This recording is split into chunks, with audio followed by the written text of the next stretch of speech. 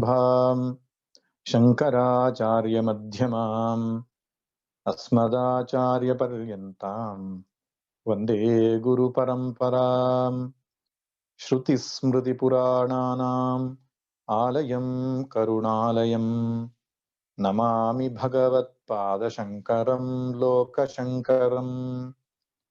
शङ्करं शङ्कराचार्यं केशवं बादरायणं सूत्रभाष्यकृतौ वन्दे भगवन्तौ पुनः पुनः।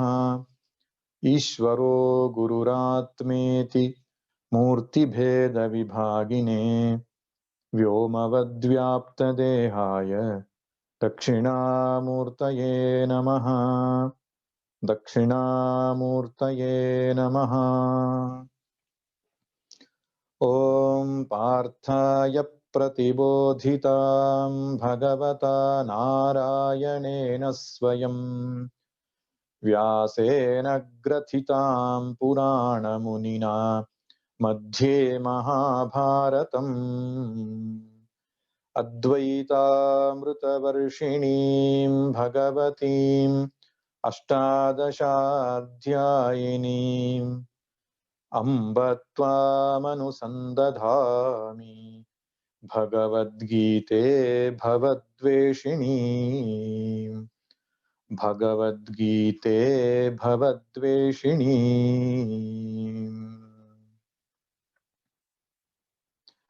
कार्पण्यदोषोपहतः स्वभावः पृच्छामि त्वां धर्मसम्मूढचेताः यच्छ्रेयस्यान्निश्चितं ब्रूहि तन्मे शिष्यस्तेऽहं शाधि मां त्वां प्रपन्नम्। ಎರಡನೇ ಅಧ್ಯಾಯದ ಅರ್ಜುನ ಶರಣಾಗತಿಯ ಪ್ರಸಂಗದ ಅತ್ಯಂತ ಪ್ರಮುಖವಾದ ಶ್ಲೋಕ ಇದು. ಶಿಷ್ಯನು ಗುರುವಿಗೆ ಶರಣಾದ ಕ್ಷಣ.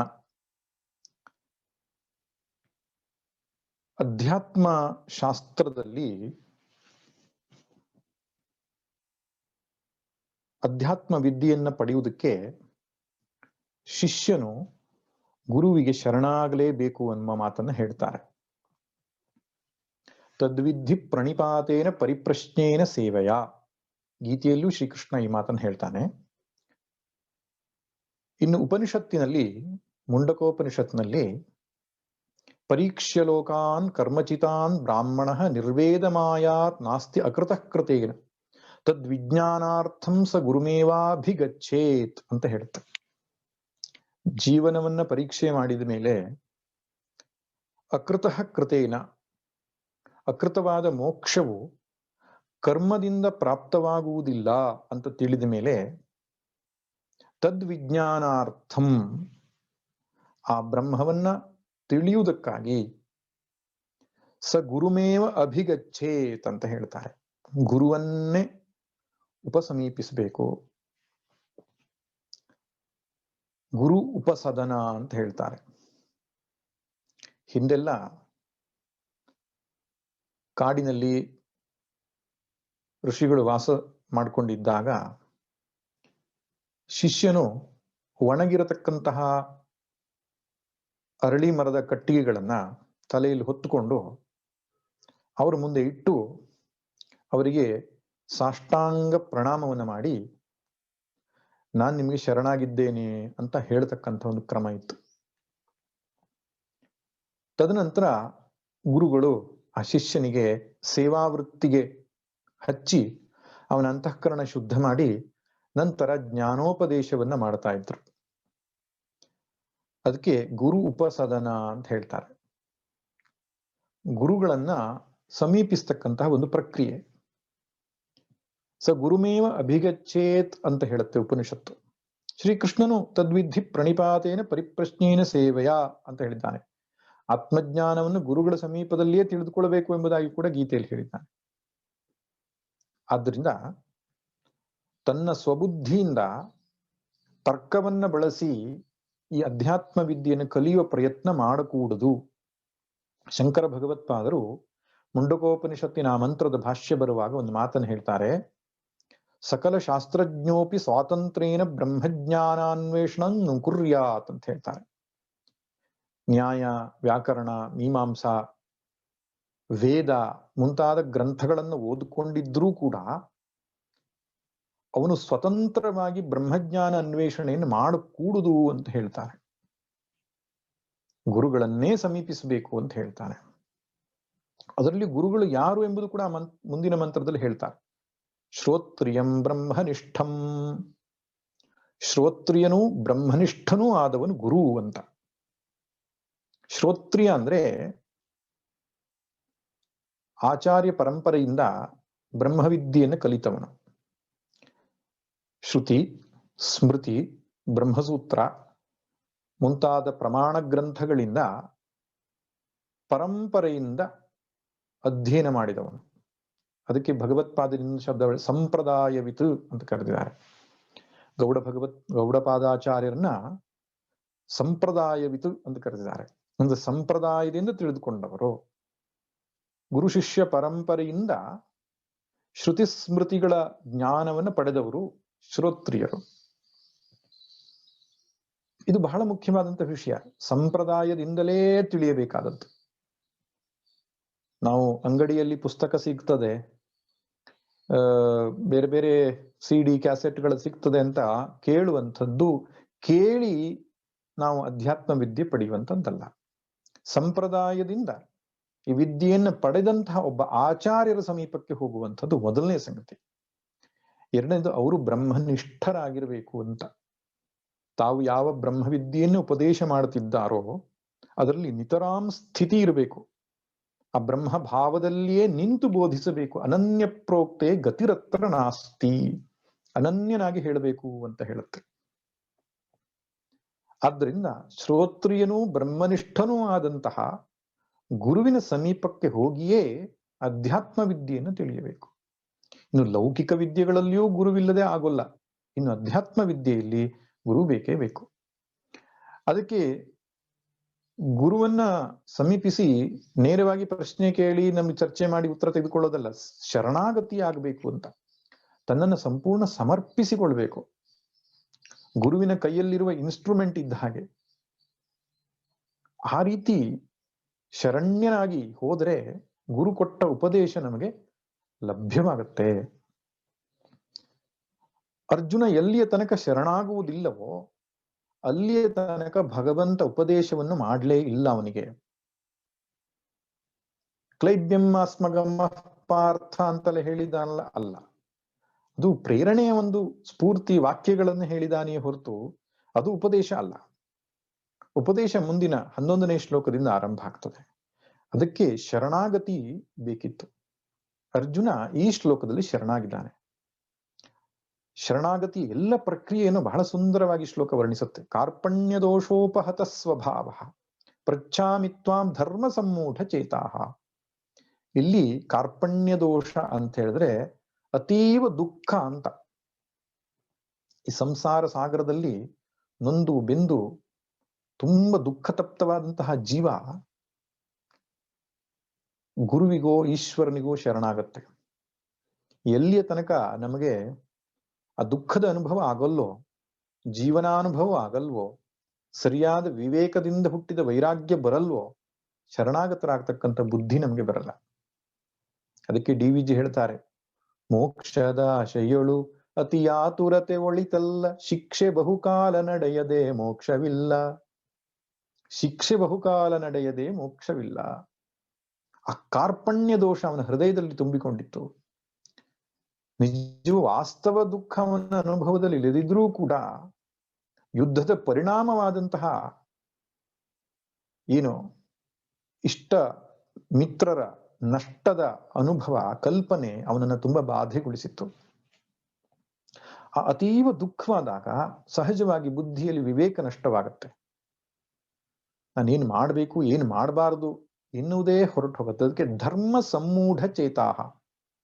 ಧರ್ಮ ಅಂದ್ರೆ ಯಾವುದನ್ನು ಮಾಡಬೇಕು ಯಾವುದನ್ನು ಮಾಡಬಾರದು ಅಂತಕ್ಕಂತಹ ಜ್ಞಾನಕ್ಕೆ ಧರ್ಮ ಅಂತ ಹೇಳ್ತಾರೆ. ಶಾಸ್ತ್ರ ವಿಹಿತ ಕರ್ಮವೇ ಧರ್ಮ. ಆ ಧರ್ಮಾಧರ್ಮ ವಿವೇಕ ನಷ್ಟವಾಯಿತು. ಸಮ್ಮೂಢ ಅಂದ್ರೆ ಸಣ್ಣ ಮೂಢ ಅಲ್ಲ, ಚೆನ್ನಾಗಿ ಮೂಢತೆ ಬಂತು. ಅದಕ್ಕೆ ಅರ್ಜುನ ಸರಿಯಾದ ಪರಿಹಾರ ಕಂಡುಕೊಂಡ. ಏನು ಮಾಡಿದ? ಪ್ರಪನ್ನಂ, ನಾನು ನಿನಗೆ ಶರಣಾಗಿದ್ದೇನೆ ಅಂತ. ಪ್ರಪನ್ನ ಪಾರಿಜಾತಾಯ ತೋತ್ರವೇತ್ರೈಕ ಪಾಣಯೇ, ಯಾರು ಶರಣಾಗುತ್ತಾರೋ ಅವರ ಪಾರಿಜಾತನಾಗಿರತಕ್ಕಂತಹ ಜಗದ್ಗುರು ಶ್ರೀಕೃಷ್ಣನ ಚರಣಾರವಿಂದಕ್ಕೆ ಶರಣಾಗಿದ್ದಾನೆ ಅರ್ಜುನ.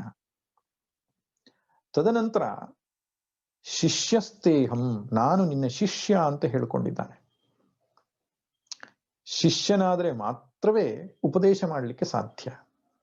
ಎಷ್ಟೋ ಜನ ಪ್ರಶ್ನೆ ಕೇಳ್ತಾರೆ, ಧರ್ಮಪುತ್ರನಿಗೆ ಯಾಕೆ ಕೃಷ್ಣ ಉಪದೇಶ ಮಾಡಲಿಲ್ಲ? ಭೀಮನಿಗೆ ಯಾಕೆ ಉಪದೇಶ ಮಾಡಲಿಲ್ಲ? ಇನ್ಯಾರಿಗೂ ಯಾಕೆ ಉಪದೇಶ ಮಾಡಲಿಲ್ಲ? ಅರ್ಜುನನ್ನೇ ಯಾಕೆ ಆಯ್ದುಕೊಂಡ ಅಂತ. ಅರ್ಜುನ ಶರಣಾದ, ಶಿಷ್ಯನಾದ, ನನಗೆ ಉಪದೇಶ ಮಾಡುವಂತ ಕೇಳಿಕೊಂಡ. ಕೃಷ್ಣನಿಗೆ ಇವರಿಗೆ ಮಾಡಬೇಕು ಇವರಿಗೆ ಮಾಡಬಾರದು ಅನ್ನುವ ಭೇದ ಇಲ್ಲ. ಯಾರು ಶರಣಾಗುತ್ತಾರೋ, ಯಾರಿಗೆ ಬೇಕೋ ಅವರಿಗೆ ಕೊಡ್ತಾನೆ. ಅವ್ರು ಯಾರು ಕೇಳಲಿಲ್ಲ, ಅರ್ಜುನ ಕೇಳಿದ್ದಾನೆ, ಕೊಟ್ಟಿದ್ದಾನೆ. ಯಾವುದು ನನಗೆ ಶ್ರೇಯಸ್ಸು ಅದನ್ನು ನಿಶ್ಚಿತವಾಗಿ ಹೇಳು ಎಂಬುದಾಗಿ ಹೇಳಿದ್ದಾನೆ. ಇಲ್ಲಿ ಶ್ರೇಯಸ್ಸು ಅನ್ನೋ ಶಬ್ದಕ್ಕೆ ಯುದ್ಧ ಮಾಡೋದು ಶ್ರೇಯಸ್ಸೋ ಯುದ್ಧ ಮಾಡದೇ ಇರೋ ಶ್ರೇಯಸ್ಸಲ್ಲ, ನಮ್ಮ ಬದುಕಿಗೆ ಆತ್ಯಂತಿಕವಾದ ಹಿತ ಯಾವುದು ಎಂಬುದಕ್ಕೆ ಹೇಳಿದಾನೆ ಅವನು. ಯಾವುದನ್ನು ಮಾಡೋದ್ರಿಂದ ಈ ಮನುಷ್ಯ ಜನ್ಮ ಸಾರ್ಥಕವಾಗ್ತದೆ, ಅದು ಶ್ರೇಯಸ್ಸು. ಉಪನಿಷತ್ನಲ್ಲಿ 2 ರೀತಿಯ ಜೀವನವನ್ನು ಹೇಳಿದ್ದಾರೆ. ಶ್ರೇಯಶ್ಚ ಪ್ರೇಯಶ್ಚ ಮನುಷ್ಯಮೇತಸ್ಥೌ ಸಂಪರಿತ್ಯ ವಿವಿನಕ್ತಿ ಧೀರಾಃ ಶ್ರೇಯೋ ಹಿ ಅಭಿಪ್ರೇಯಸೋ ವೃಣೀತೆ ಪ್ರೇಯೋ ಮಂದೋ ಯೋಗಕ್ಷೇಮಾದ್ವೃಣೀತೆ. ಶ್ರೇಯಸ್ಸು ಮತ್ತು ಪ್ರೇಯಸ್ಸು ಅಂತಕ್ಕಂತಹ 2 ಸಂಗತಿಗಳು ಪ್ರತಿಯೊಬ್ಬರ ಜೀವನದಲ್ಲಿ ಬರ್ತದೆ ಅಂತ. ಬುದ್ಧಿವಂತನಾದವನು, ಧೀರ ಪುರುಷನು ಶ್ರೇಯಸ್ಸನ್ನ ಆಯ್ದುಕೊಳ್ತಾನೆ, ಪ್ರೇಯಸ್ಸನ್ನ ಬಿಡುತ್ತಾನೆ. ದಡ್ಡನು ಶ್ರೇಯಸ್ಸನ್ನ ಬಿಡ್ತಾನೆ, ಪ್ರೇಯಸ್ಸನ್ನ ಆಯ್ದುಕೊಳ್ತಾನೆ. ಅದಕ್ಕೆ ಒಬ್ರು ಮಹಾತ್ಮರು ಹೇಳ್ತಾ ಇದ್ರು, ಈ ಸಂಸಾರಿಗಳೆಲ್ಲ ಮಹಾತ್ಯಾಗಿಗಳು. ಯಾಕಂದ್ರೆ ಅತ್ಯಂತ ಶ್ರೇಷ್ಠವಾದಂತಹ ಮೋಕ್ಷ ಅಥವಾ ಭಗವಂತ ಅನ್ನಂತ ತತ್ವವನ್ನೇ ತ್ಯಾಗ ಮಾಡಿ ಈ ಲೌಕಿಕವನ್ನು ಹಿಡ್ಕೊಂಡ್ಬಿಟ್ಟಿದ್ದಾರೆ. ಈ ಸಾಧಕರು, ಸನ್ಯಾಸಿಗಳು ಅವರೆಲ್ಲ ಸ್ವಾರ್ಥಿಗಳು. ಶ್ರೇಷ್ಠವಾದಂತಹ ಮೋಕ್ಷ ಭಗವಂತನನ್ನ ಹಿಡ್ಕೊಂಡು ಲೌಕಿಕವನ್ನು ತ್ಯಾಗ, ತುಚ್ಛವಾದದ್ದನ್ನು ತ್ಯಾಗ ಮಾಡಿದ್ದಾರೆ, ಶ್ರೇಷ್ಠವಾದನ್ನು ಹಿಡ್ಕೊಂಡಿದ್ದಾರೆ. ಆದ್ರೆ ಅವ್ರು ನೋಡ್ರಿ, ತುಚ್ಛವಾದದ್ದನ್ನು ಹಿಡ್ಕೊಂಡು ಶ್ರೇಷ್ಠವಾದನ್ನು ತ್ಯಾಗ ಮಾಡಿದ್ದಾರೆ, ಮಹಾತ್ಯಾಗ ಅಲ್ವೇ ಅಂತ ಹಾಸ್ಯಾಸ್ಪದವಾಗಿ ಹೇಳ್ತಾ ಇದ್ರು. ಪ್ರೇಯಸ್ಸು ಅಂದ್ರೆ ಧರ್ಮಾರ್ಥ ಕಾಮವನ್ನ ಪ್ರೇಯಸ್ಸು ಅಂತ ಹೇಳ್ತಾರೆ, ಮೋಕ್ಷವನ್ನ ಶ್ರೇಯಸ್ಸು ಅಂತ ಹೇಳ್ತಾರೆ. ಅದಕ್ಕೆ ಧರ್ಮ ಅರ್ಥ ಕಾಮ ಮೋಕ್ಷದಲ್ಲಿ ಚತುರ್ವಿಧ ಪುರುಷಾರ್ಥ ಅಂತ ಕರೀತಾರೆ. ಪುರುಷೈಹಿ ಅರ್ಥ್ಯತೆ ಇತಿ ಪುರುಷಾರ್ಥ. ಪುರುಷರ ಅಂದ್ರೆ ಜೀವರಾಶಿಗಳು ಬಯಸುವಂಥದ್ದು ಈ 4 ಸಂಗತಿಗಳನ್ನ, ಧರ್ಮ ಅರ್ಥ ಕಾಮ ಮೋಕ್ಷ. ಇದಕ್ಕೆ ಈ ಆರಂಭದ 3ಗೆ ತ್ರಿವರ್ಗ ಅಂತ ಕರೀತಾರೆ. ಧರ್ಮ ಅರ್ಥ ಕಾಮಕ್ಕೆ ತ್ರಿವರ್ಗ ಅಂತ. 4ನೇದಾದ ಮೋಕ್ಷಕ್ಕೆ ಅಪವರ್ಗ ಅಂತ ಕರೀತಾರೆ. ಅದೇ ಶ್ರೇಯಸ್ಸು. ಧರ್ಮ ಅರ್ಥ ಕಾಮಗಳು ಪ್ರೇಯಸ್ಸು, ಮೋಕ್ಷವೇ ಶ್ರೇಯಸ್ಸು. ಇನ್ನೊಂದು ಶಬ್ದದಿಂದ ಕರೀತಾರೆ, ಮುಖ್ಯ ಪುರುಷಾರ್ಥ, ಗೌಣ ಪುರುಷಾರ್ಥ ಅಂತಲೂ ಕರೀತಾರೆ. ಮೋಕ್ಷಕ್ಕೆ ಮುಖ್ಯ ಪುರುಷಾರ್ಥ ಅಂತ ಹೇಳ್ತಾರೆ, ಧರ್ಮಾರ್ಥ ಕಾಮಕ್ಕೆ ಗೌಣ ಪುರುಷಾರ್ಥ ಅಂತ ಹೇಳ್ತಾರೆ. ಹೀಗೆ ಮುಖ್ಯ ಪುರುಷಾರ್ಥವಾದ ಮೋಕ್ಷವೇ ಮನುಷ್ಯನ ಜೀವನದಲ್ಲಿ ಶ್ರೇಯಸ್ಸಾಗಿದೆ. ಯಾವನು ಬದುಕಿನ ಪ್ರತಿ ಹಂತದಲ್ಲಿಯೂ ಮೋಕ್ಷ ಮಾರ್ಗಕ್ಕೆ ಅನುಕೂಲಿಯಾದ ಜೀವನವನ್ನ ಆಯ್ದುಕೊಳ್ತಾನೋ ಅವನೇ ಧೀರ ಪುರುಷ, ಬುದ್ಧಿವಂತ. ಯಾರು ಬದುಕಿನಲ್ಲಿ ಅರ್ಥಕಾಮ ಸಂಬಂಧಪಟ್ಟಂತಹ ಜೀವನವನ್ನ ಆಯ್ದುಕೊಳ್ತಾನೋ ಅವನು ಮಂದನು, ಮೂರ್ಖನು ಎಂಬುದಾಗಿ ಉಪನಿಷತ್ತು ಹೇಳುತ್ತೆ. ಹೌದು, ಮನುಷ್ಯ ಜನ್ಮದ ಶ್ರೇಷ್ಠತೆ ಇರತಕ್ಕಂಥದ್ದು ಭಗವತ್ ಪ್ರಾಪ್ತಿಗಾಗಿ. ಐಹಿಕ ಸುಖ ಭೋಗಕ್ಕಾಗಿ ಮನುಷ್ಯ ಜನ್ಮ ಸಿಕ್ಕಿಲ್ಲ. ಅನೇಕ ಜನ್ಮಗಳಿಂದ ಈ ಐಹಿಕ ಸುಖವನ್ನ ನಾವು ಅನುಭವಿಸಿದ್ದೇವೆ. ತುತ್ತ ತುದಿಗೆ, ಕೊನೆಗೆ ಅನೇಕ ಜನ್ಮಗಳ ಪುಣ್ಯದ ಪರಿಪಾಕದಿಂದ 84 ಲಕ್ಷ ಜೀವರಾಶಿಗಳಲ್ಲಿ ಮನುಷ್ಯ ಜನ್ಮವೇ ಶ್ರೇಷ್ಠ. ಯಾಕೆ? ಇದರಲ್ಲಿ ಮೋಕ್ಷ ಸಾಧ್ಯ ಎಂಬುದಾಗಿ ಹಿರಿಯರು ಹೇಳಿದ್ದಾರೆ. ಅಂತಹ ಮನುಷ್ಯ ಜನ್ಮ ಸಿಕ್ಕಿಯೂ ಕೂಡ ಯಾವನು ಮೋಕ್ಷ ಮಾರ್ಗದೆಡೆಗೆ ಚಲಿಸುವುದಿಲ್ಲವೋ ಅವನು ಮೂರ್ಖ ಎಂಬುದಾಗಿ ಉಪನಿಷತ್ತಲ್ಲಿಯೂ ಶಂಕರ ಭಗವತ್ಪಾದರು ಹೇಳ್ತಾರೆ. ಇತಕ್ಕೋನ್ವಸ್ತಿ ಮೂಢಾತ್ಮ ಯಸ್ತು ಸ್ವಾರ್ಥೇ ಪ್ರಮಾದ್ಯತಿ ದುರ್ಲಭಂ ಮಾನುಷಂ ದೇಹಂ ಪ್ರಾಪ್ಯ ತತ್ರಾಪಿ ಪೌರುಷಂ.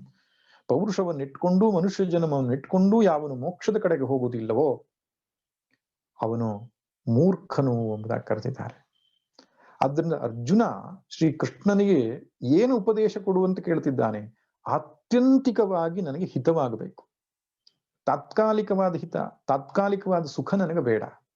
ಈ ಮನುಷ್ಯ ಜನ್ಮ ಅನ್ನುವಂಥದ್ದು ಸಾರ್ಥಕವಾಗುವುದು ಯಾವುದರಿಂದ ಅದನ್ನ ನನಗೆ ತಿಳಿಸು. ಯಾಕೆಂದ್ರೆ ಯುದ್ಧ ನಾನು ಮಾಡುವುದಿಲ್ಲ ಅನ್ನೋದು ಆ ದೃಷ್ಟಿಯಿಂದಲೇ ಅವನು ಸಮಾಜಕ್ಕೆ ಅಹಿತವಾಗುತ್ತದೆ, ಮತ್ತೆ ನಮ್ಮ ಕುಟುಂಬ ನಮ್ಮ ಪರಿವಾರವೆಲ್ಲವೂ ನರಕ ಪ್ರಾಪ್ತಿಯಾಗ್ತದೆ, ಆತ್ಯಂತಿಕವಾಗಿ ಅಹಿತವಾಗ್ತದೆ. ಇದರಿಂದ ಅದು ಅಧರ್ಮ ಎಂಬುದಾಗಿ ಭಾವಿಸಿಕೊಂಡಿದ್ದ.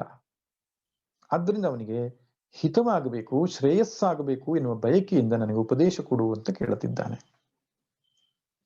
ಸರಿಯಾದ ಪ್ರಶ್ನೆ, ಸರಿಯಾದ ಶರಣಾಗತಿ, ಸರಿಯಾದ ಮಾತು. ಮತ್ತೆ ಕೊನೆಯದಾಗಿ ತನ್ನ ಒಂದು ವಾಕ್ಯವನ್ನು ಹೇಳಿ ಅರ್ಜುನ ಮೌನವಾಗ್ತಾನೆ. ಏನಪ್ಪ? ನಹಿ ಪ್ರಪಶ್ಯಾಮಿ ಮಮಾಪನುದ್ಯಾದ್ಯ ಚೋಕಮುಚ್ಛೋಷಣಮಿಂದ್ರಿಯಾಣಾಂ ಅವಾಪ್ಯ ಭೂಮಾ ವಸಪತ್ನ ವೃದ್ಧಂ ರಾಜ್ಯಂ ಸುರಾಣಾಮಪಿ ಚಾಧಿಪತ್ಯಂ. ಹೇ ಭಗವಂತ, ನನ್ನ ಇಂದ್ರಿಯಗಳ ಈ ಒಂದು ದಾಹ, ಈ ಒಂದು ಶೋಷಣ, ಈ ಒಂದು ದುಃಖ ಅತ್ಯಂತ ಅತೀವವಾಗಿ ನನ್ನನ್ನು ಬಾಧಿಸ್ತಾ ಇದೆ. ಯಚ್ಚೋಕ ಮುಚ್ಛೋಷಣಂ ಇಂದ್ರಿಯಾಣಾಂ, ಉಚ್ಛೋಷಣಂ ಇಂದ್ರಿಯಾಣಾಂ, ಇಂದ್ರಿಯಗಳು ದಹಿಸ್ತಾ ಇವೆ. ನನ್ನ ಕಣ್ಣು ಉರಿತಾ ಇದೆ, ನನ್ನ ಕಿವಿ ಕೇಳಲಿಕ್ಕೆ ಅಶಕ್ತವಾಗಿದೆ, ನನ್ನ ಮೈ ಉರಿತಾ ಇದೆ, ನನ್ನ ಮನಸ್ಸು ದುಃಖತಪ್ತವಾಗಿದೆ. ಶೋಷಣ ಅಂತ ಹೇಳ್ತಾರೆ. ಒಣಗ್ತಾ ಇದೆ ನನ್ನ ಮನಸ್ಸು, ಶರೀರಗಳೆಲ್ಲ, ಇಂದ್ರಿಯಗಳೆಲ್ಲ. ಇದು ಯಾವ ರೀತಿ ಹೋಗುತ್ತೋ ಗೊತ್ತಿಲ್ಲ ನನಗೆ. ನನಗೆ ಈ ಭೂಮಿಯಲ್ಲಿ ಸಮೃದ್ಧವಾದಂತಹ ರಾಜ್ಯದ ಸಿರಿಯನ್ನ ಕೊಟ್ಟರೂ, ವೈರಿಯೇ ಇಲ್ಲದಂತಹ ನಿಷ್ಕಂಟಕವಾದ ರಾಜ್ಯವನ್ನ ಕೊಟ್ಟರೂ ಈ ದುಃಖ ಹೋಗಲಾರದು ಕೃಷ್ಣ. ಅಷ್ಟೇ ಏಕೆ ಸುರಾಣಾಂ ಅಪಿ ಚಾಧಿಪತ್ಯಂ, ಸುರಲೋಕದ ದೇವೇಂದ್ರನ ಪದವಿಯನ್ನು ಕೊಟ್ಟರೂ ಕೂಡ ನನ್ನ ಈ ದುಃಖ ಹೋಗುವುದಿಲ್ಲ ಅಂತ. ನನ್ನ ದುಃಖ ಅಷ್ಟು ವಿಶೇಷವಾದ್ದು, ಅಷ್ಟು ಆಳವಾಗಿ ನಾನು ದುಃಖ ತಪ್ತನಾಗಿದ್ದೇನೆ. ಆದ್ರಿಂದ ನಿನ್ನ ಉಪದೇಶವೇ ನನಗೆ ಪರಿಹಾರವಾಗಬೇಕು ಎಂಬ ಅತ್ಯಂತಿಕ ಶರಣಾಗತಿ ಮತ್ತೆ ತನ್ನ ದೈನ್ಯತೆ, ತನ್ನ ಅಸಹಾಯತೆ ಕಥೆಯನ್ನ ಇಲ್ಲಿ ಪ್ರಕಟ ಮಾಡಿದ್ದಾನೆ. ಈ ಸ್ಥಿತಿಯಲ್ಲಿ ಶಿಷ್ಯ ಬಂದಾಗ್ಲೇನೆ ಗುರುವಿಗೆ ಉಪದೇಶ ಮಾಡ್ಲಿಕ್ಕೆ ಸಾಧ್ಯ. ಶಿಷ್ಯನು ಬೇರೆ ಸಹಾಯವನ್ನು, ಬೇರೆ ಆಶ್ರಯವನ್ನು ಹೊಂದಿದ್ರೆ ವೇದಾಂತ ಶಾಸ್ತ್ರದ ಉಪದೇಶ ಸಾರ್ಥಕವಾಗುವುದಿಲ್ಲ. ತೀವ್ರ ವೈರಾಗ್ಯವೇ ಅಲ್ಲಿ ಉಪದೇಶ ಸಾರ್ಥಕವಾಗುವುದಕ್ಕೆ ಕಾರಣ ಆಗ್ತದೆ. ಹೀಗೆ ಹೇಳಿ ಅರ್ಜುನ ಸುಮ್ಮನಾಗ್ತಾನೆ ಅಂತ ಸಂಜಯ ಹೇಳ್ತಾನೆ. ಸಂಜಯ ಉವಾಚ ಏವ ಮುಕ್ತ್ವಾ ಹೃಷೀಕೇಶಂ ಗುಡಾಕೇಶಃ ಪರಂತಪ ನಯೋತ್ಸ್ಯ ಇತಿ ಗೋವಿಂದಂ ಉಕ್ತ್ವಾ ತೂಷ್ಣೀಂ ಬಭೂವಃ. ಧೃತರಾಷ್ಟ್ರನಿಗೆ ಸಂಜಯನು ಹೇಳುತ್ತಾನೆ, ಯುದ್ಧದ ಆರಂಭದಲ್ಲಿ ಈ ಘಟನೆ ಆಯಿತು. ಕೊನೆಗೆ ಅರ್ಜುನನು ಕೃಷ್ಣನಿಗೆ ಶರಣಾದ. ಶರಣಾಗಿ ಸುಮ್ಮನೆ ಕುಳಿತುಕೊಂಡ್ಬಿಟ್ಟ. ತೂಷ್ಣೀಂ ಬಭೂವ, ಕೈ ಮುಕ್ಕೊಂಡು ಸುಮ್ಮನೆ ಕೂತ್ಕೊಂಡ್ಬಿಟ್ಟ ರಥದ ಹಿಂಭಾಗದಲ್ಲಿ. ಯಾರಿಗೆ ಶರಣಾದ? ಹೃಷೀಕೇಶಂ ಗೋವಿಂದಂ ಅಂತ ಎರಡು ವಿಶೇಷಣವನ್ನು ಸಂಜಯ್ ಬಳಸಿದ್ದಾನೆ ಭಗವಂತನಿಗೆ. ಹೃಷೀಕಾಣಾಂ ಈಶಃ ಹೃಷೀಕೇಶಃ, ಇಂದ್ರಿಯ ಮನಸ್ಸುಗಳ ಒಡೆಯ ಹೃಷೀಕೇಶ. ಅಂದ್ರೆ ಯಾರ ಮನಸ್ಸಲ್ಲಿ ಏನು ನಡೀತಾ ಇದೆ ಎಂಬುದನ್ನ ತಿಳಿಯುವವನು ಹೃಷೀಕೇಶ. ಗೋವಿಂದ ಅಂತಕ್ಕಂತಹ ಶಬ್ದಕ್ಕೆ ಗೋಭಿ ವೇದವಾಕ್ಯಭಿ ವಿಂದತೆ ಜ್ಞಾಯತೆ ಇತಿ ಗೋವಿಂದ. ವೇದವಾಕ್ಯದಿಂದಲೇ ತಿಳಿಯಲ್ಪಡತಕ್ಕಂಥದ್ದು. ಭಗವಂತನ ಸ್ವರೂಪ ತಿಳಿಯೋದು ಉಪಾಯ ಹೇಗೆ? ವೇದವಾಕ್ಯಗಳಿಂದಲೇ. ತ್ವಂತು ಔಪನಿಷತ್ ಪುರುಷಂ ಪೃಚ್ಛಾಮಿ. ವಿದಗ್ಧ ಶಾಕಲ್ಯನಿಗೆ ಯಾಜ್ಞವಲ್ಕ್ಯರು ಕೇಳಿದಂತಹ ಮಾತು, ಔಪನಿಷತ್ ಪುರುಷನನ್ನ ತಿಳಿಸು, ಉಪನಿಷತ್ ಪ್ರಮಾಣದಿಂದಲೇ ತಿಳಿಯಲ್ಪಡತಕ್ಕಂತಹ ಪುರುಷನನ್ನ ತನಗೆ ತಿಳಿಸು ಅಂತ ಹೇಳ್ತಾನೆ. ಗೋವಿಂದ ಅನ್ನೋ ಶಬ್ದಕ್ಕೆ ಉಪನಿಷತ್ ಪ್ರಮಾಣದಿಂದ ತಿಳಿದು ಬರುವವನು. ಅಂದ್ರೆ ಆ ಉಪನಿಷತ್ ಪ್ರಮಾಣವನ್ನೇ ಭಗವಂತ ತಿಳಿಸಿ ಅರ್ಜುನನಿಗೆ ದುಃಖವನ್ನು ಹೋಗಲಾಡಿಸಬೇಕಾಗಿದೆ. ಅಂತರ್ಯಾಮಿಯಾಗಿ ಇದ್ದುಕೊಂಡು ಭಗವಂತನು ಅರ್ಜುನ ವಾಸ್ತವವಾದ ಮನಸ್ಥಿತಿಯನ್ನು ಅರಿಯುವವನಾಗಿದ್ದಾನೆ ಎಂಬೆರಡು ಅರ್ಥದಲ್ಲಿ ಋಷಿಕೇಶ ಗೋವಿಂದ ಎಂಬ ಶಬ್ದವನ್ನು ಬಳಸಿದ್ದಾನೆ. ಇನ್ನು ಅರ್ಜುನನಿಗೆ ಗುಡಾಕೇಶ ಅಂತ ಕರೆದಿದ್ದಾನೆ. ಈ ಶಬ್ದದ ಅರ್ಥವನ್ನು ನೋಡಿದ್ದೇವೆ. ಗುಡಾಕ ಅಂದ್ರೆ ನಿದ್ದೆ, ಆಲಸ್ಯ, ಪ್ರಮಾದ, ಅವುಗಳನ್ನ ಗೆದ್ದವನು ಗುಡಾಕೇಶ.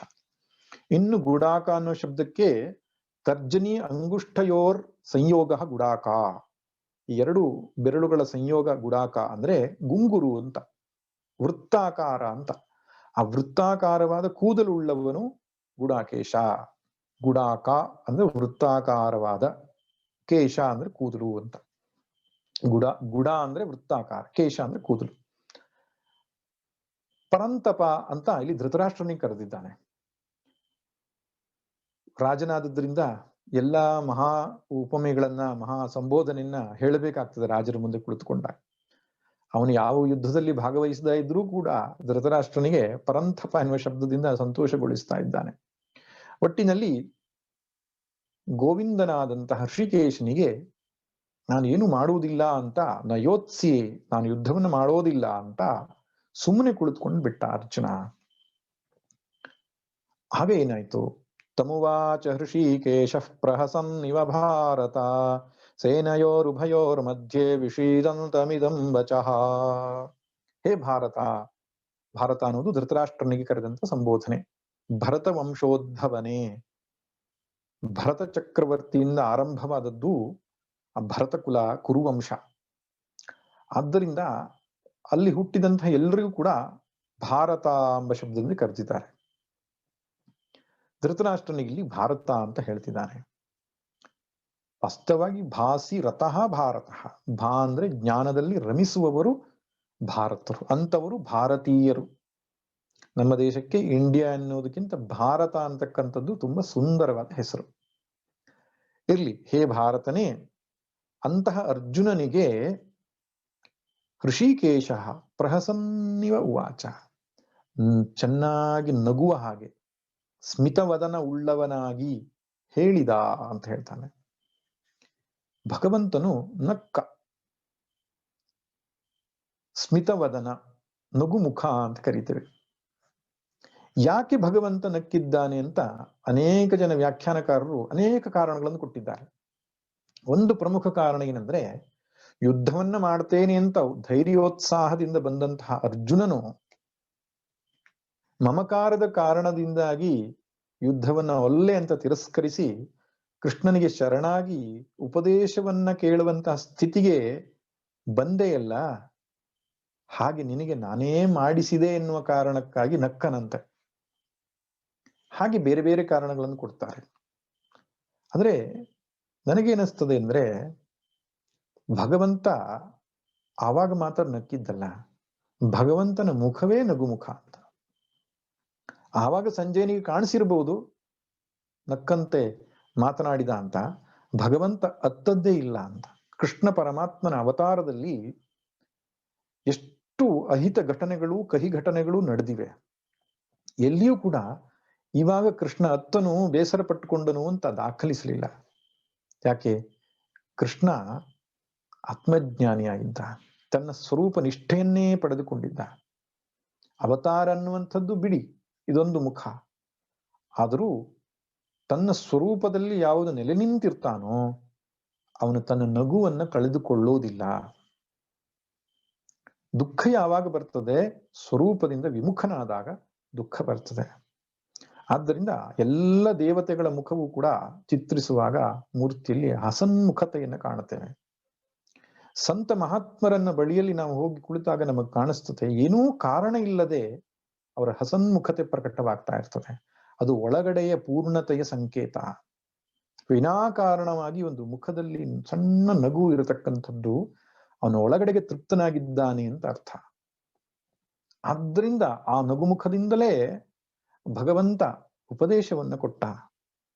ಎರಡೂ ಸೇನೆಗಳ ಮಧ್ಯದಲ್ಲಿ ದುಃಖತಪ್ತನಾದಂತಹ ಅರ್ಜುನನಿಗೆ ಕೊಟ್ಟಂತಹ ಮೊದಲ ಉಪದೇಶ ಏನು? ಶ್ರೀ ಭಗವಾನುವಾಚ ಅಶೋಚ್ಯಾನನ್ವಶೋಚಸ್ತ್ವಂ ಪ್ರಜ್ಞಾವಾದಾಂಶ್ಚ ಭಾಷಸೆ ಗತಾಸೂನ ಗತಾಸೂಂಶ್ಚ ನಾನುಶೋಚಂತಿ ಪಂಡಿತಾಃ. ಇದನ್ನ ಭಗವದ್ಗೀತೆಯ ಉಪಕ್ರಮ ಶ್ಲೋಕ ಅಂತ ಹೇಳ್ತಾರೆ. 2ನೇ ಅಧ್ಯಾಯದ 11ನೇ ಶ್ಲೋಕವನ್ನ ಭಗವದ್ಗೀತೆಯ ಉಪಕ್ರಮ ಶ್ಲೋಕ ಅಂತ. ಉಪಕ್ರಮ ಅಂದ್ರೆ ಆರಂಭ, ಇಂಟ್ರೊಡಕ್ಟರಿ. ಶಂಕರ ಭಗವತ್ಪಾದರು ಭಾಷ್ಯ ಬರುವುದು ಈ ಶ್ಲೋಕದಿಂದಲೇ, ಹಿಂದಿನ ಯಾವ ಶ್ಲೋಕಕ್ಕೂ ಭಾಷ್ಯ ಬರೋದಿಲ್ಲ. ಇನ್ನು ಭಗವದ್ಗೀತೆ ಮುಗಿಯೋದು ಎಲ್ಲಿ ಅಂದ್ರೆ 18ನೇ ಅಧ್ಯಾಯದ 66ನೇ ಶ್ಲೋಕದಲ್ಲಿ. ಅದ್ಯಾವುದು? ಸರ್ವಧರ್ಮಾನ್ ಪರಿತ್ಯಜ್ಯ ಮಾಮೇಕಂ ಶರಣಂ ವ್ರಜ ಅಹಂ ತ್ವಾ ಸರ್ವ ಪಾಪೇಭ್ಯೋ ಮೋಕ್ಷಯಿಷ್ಯಾಮಿ ಮಾ ಶುಚಃ. ಅದ್ರ ಮುಂದೆ, ಇದು ನಂತರ ಮುಂದೆಯೂ ಶ್ಲೋಕಗಳಿವೆ. ಅವೆಲ್ಲ ಆ ಅಧಿಕಾರಿ ಲಕ್ಷಣಗಳನ್ನ, ಗೀತಾಧ್ಯಯನದ ಪ್ರಯೋಜನವನ್ನ, ಫಲವನ್ನ ಅಂತ ಹೇಳ್ತಕ್ಕಂಥ ಶ್ಲೋಕಗಳು. ಅದ್ರ ಉಪಸಂಹಾರ ವಾಕ್ಯ ಯಾವುದು ಅಂದ್ರೆ ಸರ್ವಧರ್ಮಾನ್ ಪರಿತ್ಯಜ್ಯ ಮಾಮೇಕಂ ಶರಣಂ ವ್ರಜ. ಎಲ್ಲವನ್ನ ಬಿಟ್ಟು ನನಗೆ ಶರಣಾಗು, ಸ್ವರೂಪದಲ್ಲಿ ನೆಲೆ ನಿಲ್ಲು ಅಂತ ಕೊನೆಗೆ ಹೇಳಿದ ವಾಕ್ಯ. ಆರಂಭದಲ್ಲಿ ಹೇಳಿದ ವಾಕ್ಯ ಯಾವುದು? ಅಶೋಚ್ಯಾನನ್ವಶೋಚಸ್ತ್ವಂ. ಅದಕ್ಕೆ ಕನ್ನಡದಲ್ಲಿ ಒಬ್ರು ಪಂಡಿತರು ತುಂಬಾ ಸುಂದರವಾದಂತಹ ಕನ್ನಡಾನುವಾದ ಕೊಟ್ಟಿದ್ದಾರೆ. ಅಶೋಚ್ಯಾನನ್ವಶೋಚಸ್ತ್ವಂ ಅಂದ್ರೆ ಅಳಬಾರದವರಿಗಾಗಿ ಅಳುತ್ತಿರುವೆ, ಪ್ರಜ್ಞಾವಾದಾಶ್ಚ ಭಾಷಸೆ, ಬುದ್ಧಿವಂತನಂತೆ ಮಾತನಾಡುತ್ತಿರುವೆ, ಗತಾಸೂನ ಗತಾಸೂಶ್ಚ ನಾನು ಶೋಚಂತಿ ಪಂಡಿತಾಃ. ಅಳಿದವರಿಗಾಗಲಿ ಉಳಿದವರಿಗಾಗಲಿ ತಿಳಿದವರು ಅಳುವುದಿಲ್ಲ. ಅಳಬಾರದವರಿಗಾಗಿ ಅಳುತ್ತಿರುವೆ ನೀನು, ತಿಳಿದವನಂತೆ ಮಾತನಾಡುತ್ತಿರುವೆ, ಅಳಿದವರಿಗಾಗಲಿ ಉಳಿದವರಿಗಾಗಲಿ ತಿಳಿದವರು ಅಳುವುದಿಲ್ಲ. ಭಗವಂತ ಕೊಟ್ಟ ಮೊದಲನೇ ಉಪದೇಶ ಆಯ್ತು. ಇದೇ ಇಡೀ ಭಗವದ್ಗೀತೆಯ ಬೀಜವಾಕ್ಯ ಅದು. ಅದಕ್ಕೆ ಅಂಗನ್ಯಾಸ, ಕರನ್ಯಾಸ ಮುಂತಾದ ಮಾಡಿಕೊಂಡು ಭಗವದ್ಗೀತಾ ಪಾರಾಯಣ ಮಾಡುವಾಗ ಬೀಜಂ ಅಂತ ಬರ್ತದೆ. ಅಶೋಚ್ಯಾನನ್ವಶೋಚಸ್ತುಂ ಇತಿ ಬೀಜಂ ಅಂತ ಬರುತ್ತೆ. ಯಾವ ಬೀಜದಿಂದಲೇ ಒಂದು ಸಣ್ಣ ಸಸ್ಯವಾಗಿ, ವೃಕ್ಷವಾಗಿ, ಹೆಮ್ಮರವಾಗಿ ಬೆಳೆಯುತ್ತೋ ಆ ಬೀಜಭೂತವಾದ ವಾಕ್ಯ ಯಾವುದು ಅಂದ್ರೆ ದುಃಖಿಸಬಾರದವರಿಗಾಗಿ ದುಃಖಿಸುತ್ತಿರುವೆ. ಅನ್ವಶೋಚಸ್ತ್ವಂ. ಮತ್ತೆ ಬುದ್ಧಿವಂತನಂತೆ ಮಾತನಾಡುತ್ತಿರುವೆ. ನೀನು ಕೊಟ್ಟಂತಹ ಪ್ರಮಾಣ ವಾಕ್ಯಗಳನ್ನು, ಶಾಸ್ತ್ರದ ಚಿಂತನೆಯನ್ನು ನೋಡಿದರೆ ಅದಕ್ಕೆ ಪ್ರಜ್ಞಾವಾದ ಅಂತ ಕರೆದಿದ್ದಾನೆ. ಪ್ರಜ್ಞಾವಾದ ಅಂದ್ರೇನು? ಬರೀ ಬುದ್ಧಿಗಷ್ಟೇ ಸೀಮಿತವಾದ್ದು, ಅದಕ್ಕೆ ತಾತ್ಪರ್ಯ ಇಲ್ಲ, ಸಾರಭೂತವಾದ ವಾಕ್ಯವಲ್ಲ, ಬುದ್ಧಿಯ ವಿಮರ್ಶೆ, ತರ್ಕಬದ್ಧವಾದ ವಾಕ್ಯಗಳಷ್ಟೇ ಪ್ರಜ್ಞಾವಾದ ಅಂತ ಹೇಳ್ತಾರೆ ಅದಕ್ಕೆ. ಇನ್ನು 2ನೇ ಸಾಲಿನಲ್ಲಿರುವಂತಹ ಮಾತು ಬಹಳ ಮುಖ್ಯ. ಅಳಿದವರಿಗಾಗಲಿ ಉಳಿದವರಿಗಾಗಲಿ ತಿಳಿದವರು ಅಳುವುದಿಲ್ಲ. ಗತಾಸೂನ್ ಅಂದ್ರೆ ಅಳಿದವರು, ಅಗತಾಸೂನ್ ಉಳಿದವರು, ಬದುಕಿದ್ದವರು. ನ ಅನುಶೋಚಂತಿ ಪಂಡಿತ, ಪಂಡಿತರು ದುಃಖಿಸುವುದಿಲ್ಲ. ಸತ್ತವರಿಗಾಗ್ಲಿ ಸಾಯದೇ ಇರುವವರಿಗಾಗ್ಲಿ ಅಂದ್ರೆ ಬದುಕಿರುವವರಿಗಾಗ್ಲಿ ಪಂಡಿತರು ದುಃಖಿಸುವುದಿಲ್ಲ. ಇಲ್ಲಿ ಪಂಡಿತಾಹ ಅನ್ನೋ ಶಬ್ದ ಬಳಸಿದಾನಲ್ಲ. ಪಂಡಿತ ಅಂದ್ರೆ ಎಂಥದ್ದು? ನ್ಯಾಯ, ವ್ಯಾಕರಣ, ಶಾಸ್ತ್ರಾದಿಗಳನ್ನು ತಿಳಿದವನು ಪಂಡಿತ ಅಂತ ನಮ್ಮ ತಿಳುವಳಿಕೆ. ಅಯ್ಯೋ ತುಂಬಾ ತಿಳ್ಕೊಂಡು ದೊಡ್ಡ ಪಂಡಿತರವರು ಅಂತ ಹೇಳ್ತಾರೆ. ಅದು ಪಂಡಿತ ಅನ್ನೋ ಶಬ್ದಕ್ಕೆ ಶಂಕರ ಭಗವತ್ಪಾದರು ಭಾಷ್ಯದಲ್ಲಿ ಬರೀತಾರೆ ಪಂಡ ಆತ್ಮ ವಿಷಯಕ ಬುದ್ಧಿ ಅಂತ. ಯಾರಿಗೆ ಆತ್ಮ ವಿಷಯಕವಾದ ಬುದ್ಧಿ ಇದೆಯೋ ಅವನೇ ಪಂಡಿತ ಅಂತ. ಅನೇಕ ಶಾಸ್ತ್ರಗಳನ್ನು ಓದಿದವನು ಪಂಡಿತ ಅಂತ ಹೇಳಲ್ಲ. ಹಂಸ ಕ್ಷೀರ ನ್ಯಾಯದಂತೆ ಸಾರವನ್ನ ಗ್ರಹಣ ಮಾಡಿ ಯಾವನು ಆತ್ಮ ಅಂದ್ರೆ ಏನು, ಅನಾತ್ಮ ಅಂದ್ರೆ ಏನು ಎಂಬುದನ್ನು ಸ್ಪಷ್ಟವಾಗಿ ತಿಳ್ಕೊಂಡಿದ್ದಾನು ಅವನೇ ಪಂಡಿತ. ಭಗವದ್ಗೀತೆಯ 15ನೇ ಅಧ್ಯಾಯದಲ್ಲಿ ವೇದವನ್ನ ತಿಳಿದವನು ಯಾರು ಎಂಬುದಕ್ಕೆ ಭಗವಂತ ಎಷ್ಟು ಚಂದದಲ್ಲಿ ಹೇಳ್ತಾನೆ. ಊರ್ಧ್ವಮೂಲ ಮಧಶಾಖಂ ಅಶ್ವತ್ಥಂ ಪ್ರಾಹುರವ್ಯಯಂ ಛಂದಾಂಸಿ ಯಸ್ಯ ಪರ್ಣಾನಿ ಯಸ್ತಂ ವೇದ ಸ ವೇದವಿತ್. ವೇದವನ್ನು ತಿಳಿದವನು ಯಾರು? ಸಂಹಿತಾ, ಬ್ರಾಹ್ಮಣ, ಅರಣ್ಯಕ, ಉಪನಿಷತ್ತಾದಿ ಮಂತ್ರನ್ನ ಸ್ವರ ಸಹಿತವಾಗಿ ತಿಳಿದವನು ವೇದ ತಿಳಿದವನು ಅಂತ ನಮ್ಮ ಸಾಮಾನ್ಯ ಭಾಷೆಯಲ್ಲಿ ಹೇಳೋದು.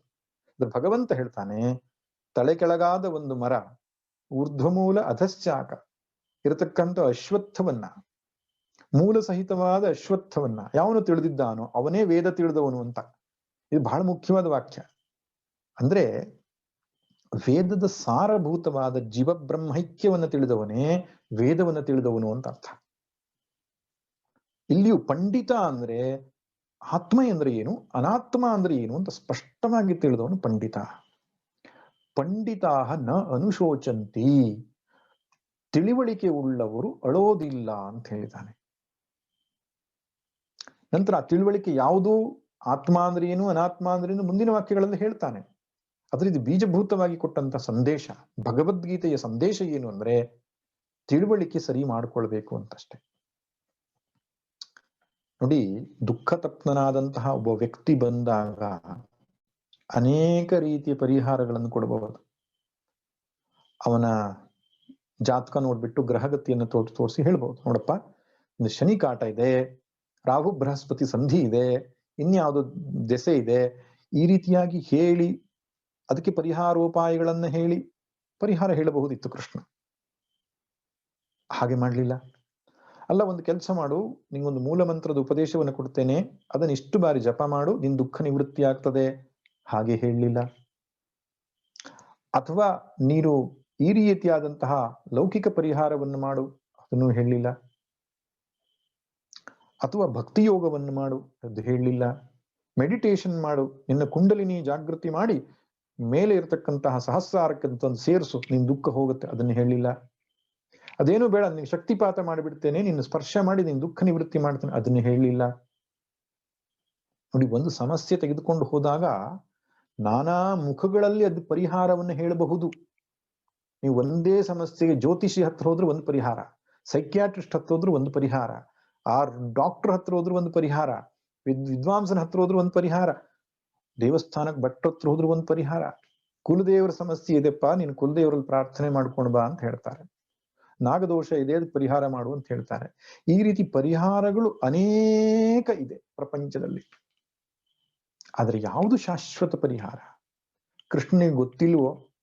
64 ವಿದ್ಯೆಗಳನ್ನ 24 ಗಂಟೆಯಲ್ಲಿ ಕಲಿತಂತಹ ಮಹಾಜ್ಞಾನಿಗೆ ಈ ಲೌಕಿಕ ಪರಿಹಾರಗಳನ್ನು ಯಾವುದೂ ಕೊಡ್ಲಿಕ್ಕೆ ಆಗ್ತಿರ್ಲಿಲ್ವೇ? ಅರ್ಜುನ, ಇಲ್ಲಿ ನಿನ್ ತಲೆ ಕೊಡು, ಸ್ಪರ್ಶ ಮಾಡ್ತೇನೆ, ನಿನ್ನೆಲ್ಲ ಸಮಸ್ಯೆಗಳು ದೂರ ಆಯ್ತು ಅಂತ ಅವನ ತಲೆ ಮುಟ್ಟಿ ಶಕ್ತಿಪಾತದಿಂದ ಅವನ ದುಃಖ ನಿವೃತ್ತಿ ಮಾಡ್ಲಿಕ್ಕೆ ಆಗ್ತಿರ್ಲಿಲ್ವೇ? ಆಗ್ತಿತ್ತು ಕೃಷ್ಣನಿಗೆ. ಅದೆಲ್ಲವೂ ತಾತ್ಕಾಲಿಕ. ನೋಡಿ, ಆ ಪರಿಹಾರೋಪಾಯಗಳು ಸುಳ್ಳಂತೂ ಹೇಳ್ತಾ ಇಲ್ಲ, ಅವೆಲ್ಲವೂ ಪರಿಹಾರಗಳಿದೆ ಜಗತ್ತಿನಲ್ಲಿ, ಎಲ್ಲವೂ ತಾತ್ಕಾಲಿಕ. ಶಾಶ್ವತ ಪರಿಹಾರ ಏನು? ಸಮ್ಯಕ್ ಜ್ಞಾನ, ಸರಿಯಾದ ತಿಳಿವಳಿಕೆ, ಇದುವೇ ಪರಿಹಾರ. ಇದೇ ಭಗವದ್ಗೀತೆಯ ಮುಖ್ಯ ಸಂದೇಶ. ಇಡೀ ಭಗವದ್ಗೀತೆಯಲ್ಲಿ ನಾನಾ ವಿಧವಾದ ಚಿಂತನೆಯನ್ನ ಕೊಟ್ಟು ಅರ್ಜುನನ ದುಃಖವನ್ನ ದೂರ ಮಾಡಿ ವಿವೇಕ ಜಾಗೃತ ಮಾಡಿ ಕರಿಷ್ಯೆ ವಚನಂತವ ಅಂತ ಅವನ ಬಾಯಲ್ಲಿ ಹೇಳಿಸಿದಾನೆ ಕೃಷ್ಣ. ಅಂದ್ರೆ ಆ ಜ್ಞಾನಕ್ಕೆ ಎಷ್ಟು ಶಕ್ತಿ ಇದೆ ಎಂದು ತಿಳ್ಕೊಳ್ಬೇಕು ನಾವು. ಆದ್ರೆ ನಾವೇನ್ ಮಾಡ್ತೇವೆ? ಸತ್ಸಂಗಕ್ಕೆ ಬನ್ನಿ, ಭಗವದ್ಗೀತೆಯ ಚಿಂತನೆಯನ್ನು ಕೇಳೋಣ, ಉಪನಿಷತ್ತಿನ ಚಿಂತನೆಯನ್ನು ಕೇಳೋಣ ಅಂದ್ರೆ ಯಾರೂ ಬರಲ್ಲ. ಅಲ್ಲೊಬ್ರು ಗುರುಗಳಿದ್ದಾರಂತೆ, ಅವರು ಪವಾಡ ಪುರುಷರು, ಸಿದ್ಧ ಪುರುಷರು, ಅವರ ಅನುಗ್ರಹ ಮಾತ್ರದಿಂದಲೇ ನಮ್ಮ ಕಷ್ಟ ಪರಿಹಾರವಾಗತ್ತಂತೆ ಅಂದ ತಕ್ಷಣ ಓಡಿ ಹೋಗ್ತಾರೆ ಜನ. ಏನು? ಒಟ್ಟಿನಲ್ಲಿ ಕಷ್ಟ ಪರಿಹಾರ ಆದ್ರಾಯ್ತು ಅಂತ.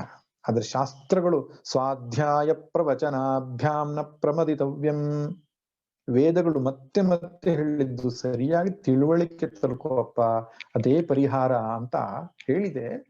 ನಾವು ಸನಾತನದ ಶ್ರೇಷ್ಠವಾದ ಉಪದೇಶವನ್ನು ಬಿಟ್ಟು ಇನ್ನು ಯಾರ್ಯಾರೋ ಹೇಳಿದ್ದನ್ನು ಕೇಳ್ಕೊಂಡು ಓಡಿ ಹೋಗ್ತೇವೆ. ಕೃಷ್ಣ ಏನ್ ಮಾಡ್ತಾನೆ ಇಲ್ಲಿ? ಸರಿಯಾದ ತಿಳುವಳಿಕೆಯನ್ನ ಬೆಳೆಸ್ಕೋ ಅಂತ ಹೇಳ್ತಾನೆ. ರಮಣ ಮಹರ್ಷಿಗಳ ಹತ್ರ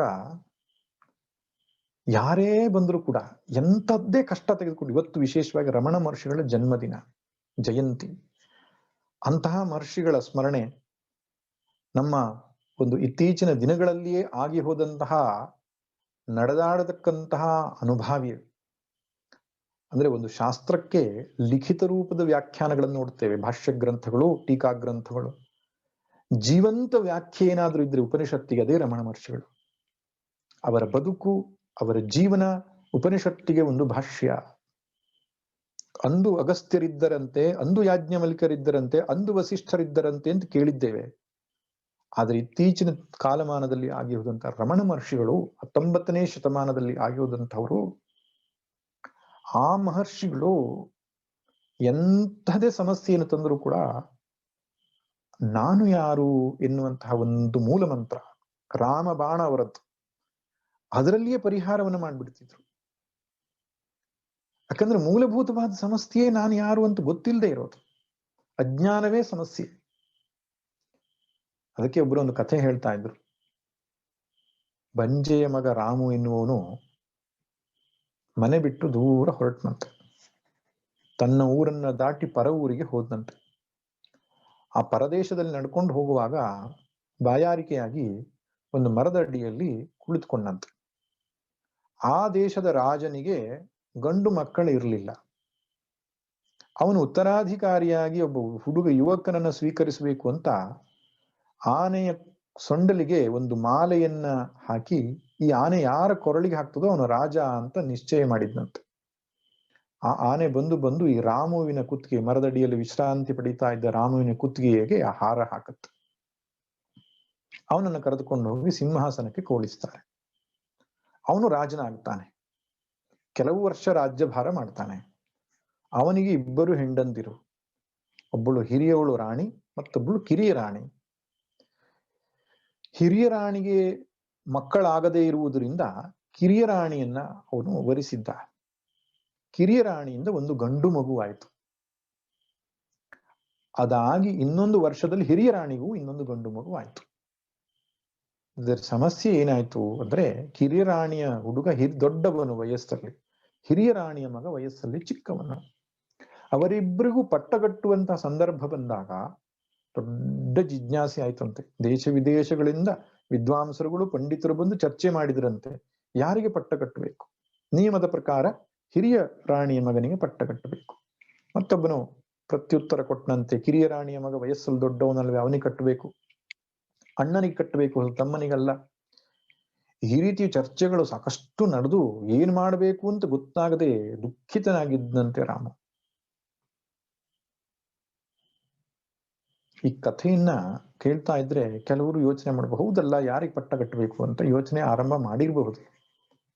ಅದ್ರ ಸಮಸ್ಯೆ ಏನು ಅಂದ್ರೆ, ಕಥೆ ಆರಂಭ ಮಾಡುವಾಗ ನಾನು ಹೇಳಿದ್ದೆ ಬಂಜೆಯ ಮಗ ರಾಮು ಅಂತ.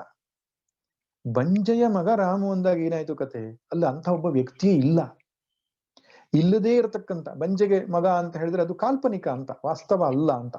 ಕಾಲ್ಪನಿಕವಾದ ಒಬ್ಬ ವ್ಯಕ್ತಿಯ ಮೇಲೆ ಇಡೀ ಕಥೆ ಹೆಣೆಯಲ್ಪಟ್ಟು ಕೊನೆಗೆ ಸಮಸ್ಯೆ ಸೃಷ್ಟಿಯಾಗಿದೆ. ಆ ಸಮಸ್ಯೆಗೆ ಪರಿಹಾರ ಏನು ಅಂತ ನಾವು ತಲೆ ಕೆಡಿಸುವುದು ಮೂರ್ಖತನ ಅಲ್ವೇ? ಯಾಕಂದ್ರೆ ಸಮಸ್ಯೆಯೇ ಇಲ್ಲ ಅಲ್ಲಿ. ಹೀಗೆ ಅಧ್ಯಾತ್ಮ ಕೊಡತಕ್ಕಂಥ ಪರಿಹಾರ ಈ ರೂಪವಾದದ್ದು. ಮೂಲಭೂತವಾಗಿ ವಿಚಾರ ಮಾಡಲಿಕ್ಕೆ ಹೊರಟ್ರೆ ಜೀವನದಲ್ಲಿ ಸಮಸ್ಯೆ ಎನ್ನುವುದೇ ಇಲ್ಲ. ಪ್ರತಿಯೊಂದು ಕಾಲ್ಪನಿಕವಾದಂತಹ ಒಂದು ವ್ಯಕ್ತಿತ್ವವನ್ನು ರೂಪಿಸಿಕೊಂಡು ನಾವು ಸಮಸ್ಯೆಯನ್ನು ಸೃಷ್ಟಿ ಮಾಡಿಕೊಂಡಿದ್ದೇವೆ. ಅಧ್ಯಾಸದ ಆಧಾರದ ಮೇಲೆ ನಮ್ಮ ಜೀವನ ನಡೀತಾ ಇದೆ. ನಾನು ಯಾರು ಅಂತ ನಮ್ಗೆ ಯಾವಾಗ ಸ್ಪಷ್ಟವಾಗಿ ಗೊತ್ತಾಗ್ತದೋ ಎಲ್ಲ ಸಮಸ್ಯೆಗಳಿಗೆ ಒಂದೇ ಏಟಿಗೆ ಪರಿಹಾರ ಸಿಗ್ತದೆ. ಅದಕ್ಕೆ ಅಧ್ಯಾತ್ಮ ವಿದ್ಯಾನಾಂ, ಶ್ರೀಕೃಷ್ಣನೇ ವಿಭೂತಿ ಯೋಗದಲ್ಲಿ ಹೇಳ್ತಾನೆ, ಅನೇಕ ವಿದ್ಯೆಗಳಲ್ಲಿ ಶ್ರೇಷ್ಠವಾದದ್ದು ಅಧ್ಯಾತ್ಮ ವಿದ್ಯೆ ಅಂತ. ಅದನ್ನ ತಿಳಿದುಕೊಂಡ್ರೆ ದುಃಖ ಇರೋಲ್ಲ. ಇನ್ನೊಂದು ಮಾತನ್ನು ಹೇಳ್ತೇನೆ, ಎಲ್ಲಿಯ ತನಕ ಅದನ್ನ ತಿಳುಕೊಳ್ಳಲ್ವೋ ಅಲ್ಲಿಯ ತನಕ ಎಷ್ಟು ಹೋರಾಟ ಮಾಡಿದ್ರು ದುಃಖ ತಪ್ಪಿಸಿಕೊಳ್ಳಿಕ್ ಆಗೋಲ್ಲ. ಆ ಬ್ರಹ್ಮ ಭುವನಾನ್ ಲೋಕಾನ್ ಪುನರಾವರ್ತಿನೋ ಅರ್ಜುನ. ಬ್ರಹ್ಮಲೋಕಕ್ಕೆ ಹೋದ್ರೂ ಕೂಡ ಪುನರಾವರ್ತನೆ ಭಯ ಇರ್ತದೆ. ಸ್ವರ್ಗಲೋಕಕ್ಕೆ ಹೋದ್ರೂ ಕೂಡ ತಾರತಮ್ಯ ವೈಷಮ್ಯಾದಿಗಳ ಮತ್ತು ನಾಶತ್ವದ ಭಯ ಇರ್ತದೆ. ಭೂಲೋಕದಲ್ಲಿ ಅಂತೂ ನೀವು 10 ಮನೆ ಕಟ್ಲಿ, 10 ಕಡೆ ಜಾಗ ತೆಗೆದುಕೊಳ್ಳಿ, ಅನೇಕ ಬ್ಯಾಂಕ್ ಬ್ಯಾಲೆನ್ಸ್ ಇಟ್ಕೊಂಡಿರ್ಲಿ, ಆ ಮನುಷ್ಯನ ಮುಖ ಮಾತ್ರ ಹರಳೆಣ್ಣೆ ಕುಡಿದ ಹಾಗೆ ಇರ್ತದೆ. ಯಾಕೆಂದ್ರೆ ಈ ಲೌಕಿಕೋಪಾಯಗಳು ಯಾವುದೂ ಕೂಡ ಶಾಶ್ವತ ಫಲ ಕೊಡತಕ್ಕಂಥದ್ದಲ್ಲ. ತಾತ್ಕಾಲಿಕ ಕ್ಷಣಿಕವಾದ ಮನಸ್ಸಿನ ಉಪಶಮನ ಆಗಬಹುದು. ದೊಡ್ಡ ದೊಡ್ಡ ಶ್ರೀಮಂತರೂ ಕೂಡ ಎಲ್ಲ ಸುಖ ಸೌಲಭ್ಯಗಳನ್ನು ಹೊಂದಿದ್ರೂ ದುಃಖದಿಂದ ಹೊರಗಡೆ ಬರ್ಲಿಕ್ಕೆ ಆಗಲಿಲ್ಲ. ದುಃಖದಿಂದ ಹೊರಗಡೆ ಬರುವ ಶಾಶ್ವತ ಪರಿಹಾರ ಅದು ಒಂದೇ. ಯಾವುದು? ಅಧ್ಯಾತ್ಮ ಜ್ಞಾನ. ನನ್ನ ಸ್ವರೂಪವೇನು ಅಂತ ಸರಿಯಾಗಿ ತಿಳಿದುಕೊಳ್ಳುವುದೇ ಎಲ್ಲ ಕಷ್ಟಗಳಿಗೆ ಪರಿಹಾರ. ತೇ ಧನ್ಯಾ ಭುವಿ ಪರಮಾರ್ಥ ನಿಶ್ಚಿತೇಹ ಶೇಷಾಸ್ತು ಭ್ರಮನಿಲಯೇ ಪರಿಭ್ರಮಂತಹ. ಯಾರು ಪರಮಾರ್ಥವನ್ನ ನಿಶ್ಚಯ ಮಾಡಿಕೊಂಡಿದ್ದಾರೋ, ಅಧ್ಯಾತ್ಮ ಮಾರ್ಗದಲ್ಲಿ ನಡೀತಾ ಇದ್ದಾರೋ ಅವರೊಬ್ಬರೇ ಶ್ರೇಷ್ಠರು, ಧನ್ಯರು. ಉಳಿದವರೆಲ್ಲ ಭ್ರಮನಿಲಯದಲ್ಲಿ ಇರ್ತಕ್ಕಂಥವ್ರು ಎಂಬುದಾಗಿ ಶಂಕರ ಭಗವತ್ಪಾದರು ಹೇಳ್ತಾರೆ ತಮ್ಮ ಧನ್ಯಾಷ್ಟಕದಲ್ಲಿ. ಆದ್ದರಿಂದ ಭಗವಂತ ಹೇಳಿದ್ದು ಸರಿಯಾದ ವಿವೇಕವನ್ನ ಬೆಳೆಸಿಕೊಳ್ಳುವುದೇ ಕಷ್ಟಗಳಿಗೆಲ್ಲ ಪರಿಹಾರ. ಹಾಗಾದ್ರೆ ಸತ್ತವರಿಗಾಗಲಿ ಬದುಕಿದವರಿಗಾಗಲಿ ತಿಳಿದವರು ಅಳಲ್ಲ ಅಂತ ಹೇಳಿದ್ರೆ ಯಾವ ದೃಷ್ಟಿಯಿಂದ ಹೇಳಿದ್ದಾನೆ? ಮುಂದಿನ ಶ್ಲೋಕಗಳಲ್ಲಿ ಈ ಆತ್ಮಾನಾತ್ಮ ವಿವೇಕ, ಆತ್ಮ ಅಂದ್ರೇನು, ಅನಾತ್ಮ ಅಂದ್ರೇನು, ಇದನ್ನ ತಿಳಿಯತಕ್ಕಂತಹ ಅಧ್ಯಾತ್ಮ ವಿದ್ಯೆಯನ್ನ ಉಪದೇಶಿಸ್ತಾ ಇದ್ದಾನೆ. 12ನೇ ಶ್ಲೋಕದಿಂದ ಆರಂಭ ಮಾಡಿ 25ನೇ ಶ್ಲೋಕದ ತನಕ ಈ ಆತ್ಮ ವಿಚಾರ ಅಂತ ಕರೀತಾರೆ. ಇದಕ್ಕೆ ಅದನ್ನ ಬೋಧಿಸ್ತಾನೆ. ನತ್ವೇವಾಹಂ ಜಾತು ನಾಸಂ ನತ್ವಂ ನೇಮೇ ಜನಾಧಿಪಾಃ ನ ಚೈವ ನ ಭವಿಷ್ಯಾಮಃ ಸರ್ವೇ ವಯಮತಃ ಪರಂ ದೇಹಿನೋಸ್ಮಿನ್ ಯಥಾ ದೇಹೇ ಕೌಮಾರಂ ಯೌವನಂ ಜರಾ ತಥಾ ದೇಹಾಂತರ ಪ್ರಾಪ್ತಿರ್ಧೀರಸ್ತತ್ರ ನ ಮುಹ್ಯತಿ. ಈ 2 ಶ್ಲೋಕಗಳಲ್ಲಿ ಆತ್ಮನ ನಿತ್ಯತ್ವದ ಬಗ್ಗೆ ಹೇಳಿದ್ದಾನೆ. ಈ 12ರಿಂದ 25 ಶ್ಲೋಕದ ತನಕ ಏನು ಆತ್ಮವಿಚಾರವನ್ನು ಹೇಳಿದ್ದಾನೋ ಅದರಲ್ಲಿ ಕೆಲವು ಆತ್ಮನ ಲಕ್ಷಣಗಳನ್ನು ಹೇಳಿದ್ದಾನೆ. ಆತ್ಮನು ನಿತ್ಯನು, ಆತ್ಮನು ಸತ್ಯನು, ಆತ್ಮನು ನಿರ್ವಿಕಾರಿಯು, ಆತ್ಮನು ಸರ್ವವ್ಯಾಪಕನು, ಆತ್ಮನು ಅಪ್ರಮೇಯನು, ಆತ್ಮನು ಅಕರ್ತ ಅಭೋಕ್ತನು. ಈ 6 ಲಕ್ಷಣವನ್ನ ಮುಂದಿನ ಶ್ಲೋಕಗಳಲ್ಲಿ ಭಗವಂತ ತಿಳಿಸ್ತಿದ್ದಾನೆ. ಆತ್ಮನು ನಿತ್ಯನು, ಆತ್ಮನು ಸತ್ಯನು, ಆತ್ಮನು ನಿರ್ವಿಕಾರಿಯು, ಆತ್ಮನು ಸರ್ವವ್ಯಾಪಕನು, ಆತ್ಮನು ಅಪ್ರಮೇಯನು, ಆತ್ಮನು ಅಕರ್ತ ಅಭೋಕ್ತ ಇದ್ದಾನೆ ಎಂಬ 6 ಲಕ್ಷಣಗಳನ್ನು ತಿಳಿಸಿದ್ದಾನೆ. ಶ್ಲೋಕಗಳಲ್ಲಿ ಮುಂದೆ ಹಿಂದೆ ಆಗಿರಬಹುದು, ಬಟ್ ತಿಳಿಸಿರುವಂಥದ್ದು ಪ್ರಮುಖವಾಗಿ 6 ಲಕ್ಷಣಗಳು. ಈ ವಿಷಯಗಳನ್ನ ಚರ್ಚೆ ಮಾಡುವುದಕ್ಕಿಂತ ಮೊದಲು ಈ ಆತ್ಮ ಅಂತಕ್ಕಂಥ ಶಬ್ದದ ಬಗ್ಗೆ ನಾವು ಚಿಂತನೆ ಮಾಡಬೇಕಾಗಿದೆ. ಅದು ಸ್ಪಷ್ಟವಾಗದ ಹೊರತು ಮುಂದಿನ ಚಿಂತನೆಗಳು ನಮ್ಮ ಮನಸ್ಸಿಗೆ ನಾಟುವುದಿಲ್ಲ. ಆತ್ಮ ಅಂದ್ರೆ ಆತ್ಮ ಹಿ ಸ್ವರೂಪಂ ಅಂತ ಹೇಳ್ತಾರೆ. ಕನ್ನಡ ಭಾಷೆಯಲ್ಲಿ ಹೇಳೋದಾದ್ರೆ ತಿರುಳು ಅಂತ, ಸಾರಭೂತವಾದ ವಸ್ತು ಅಂತ. ಆತ್ಮಾನು ಶಬ್ದದ್ದು ಬೇರೆ ಬೇರೆ ವ್ಯುತ್ಪತ್ತಿಗಳಿವೆ. ಆದ್ರೆ ಸರಳವಾಗಿ ಅರ್ಥ ಮಾಡಿಕೊಳ್ಳುವಂಥದ್ದು ಹೇಗೆ ಅಂದ್ರೆ ಆತ್ಮ ಅಂದ್ರೆ ತಿರುಳು, ಸಾರಭೂತವಾದ ವಸ್ತು. ಒಂದು ತೆಂಗಿನಕಾಯಿಯನ್ನ ತೆಗೆದುಕೊಂಡ್ರೆ ನಾವು ತೆಂಗಿನಕಾಯಿ ಅಂತ 3 ಹಂತದಲ್ಲಿ ಕರಿತೇವೆ. ಸಿಪ್ಪೆ ಇದ್ರೂ ತೆಂಗಿನಕಾಯಿಯೇ, ಸಿಪ್ಪೆ ಬಿಚ್ಚಿದ ಮೇಲೆ ಒಳಗಡೆ ಇರತಕ್ಕಂಥದ್ದು ತೆಂಗಿನಕಾಯಿಯೇ, ಒಳಗಡೆ ಇರುವ ಬಿಳಿ ಭಾಗವನ್ನು ತುರಿದ ಮೇಲೂ ಅದಕ್ಕೂ ತೆಂಗಿನಕಾಯಿ ಅಂತಾನೆ ಕರಿತೇವೆ. 3 ತೆಂಗಿನಕಾಯಿಯೇ. ಆದರೆ ಸಾರಭೂತವಾದದ್ದು ಯಾವುದು? ಆ ಬಿಳಿಯ ಭಾಗ. ಹಾಗೆ ನಾನು ನಾನು ನಾನು ನಾನು ಅಂತ ನಾವು ಬೇರೆ ಬೇರೆ ರೀತಿಯಲ್ಲಿ ನಮ್ಮನ್ನು ಗುರುತಿಸಿಕೊಳ್ಳುತ್ತೇವೆ.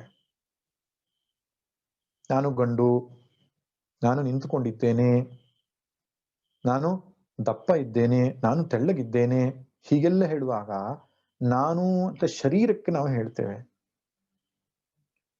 ನನ್ನ ದೃಷ್ಟಿ ತೀಕ್ಷ್ಣವಾಗಿದೆ, ನಾನು ಚುರುಕು ಕಣ್ಣಿನವನು, ನಾನು ಚುರುಕು ಕಿವಿಯವನು, ನಾನು ಚುರುಕು ಮೂಗಿನವನು, ಹೀಗೆ ಹೇಳುವಾಗ ನಾವು ಇಂದ್ರಿಯಗಳ ಅಭಿಮಾನದಿಂದ ಹೇಳ್ತೇವೆ.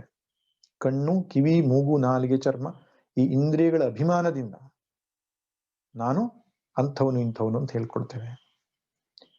ಇನ್ನು ನಾನು ಹಸಿದಿದ್ದೇನೆ, ನಾನು ಶಕ್ತಿಯುತವಾಗಿದ್ದೇನೆ, ನಾನು ದುರ್ಬಲನಾಗಿದ್ದೇನೆ, I am weak, I am strong ಅಂತ ಹೇಳುವಾಗ ಪ್ರಾಣದ ಅಭಿಮಾನದಿಂದ ಹೇಳ್ತಿರ್ತೇವೆ.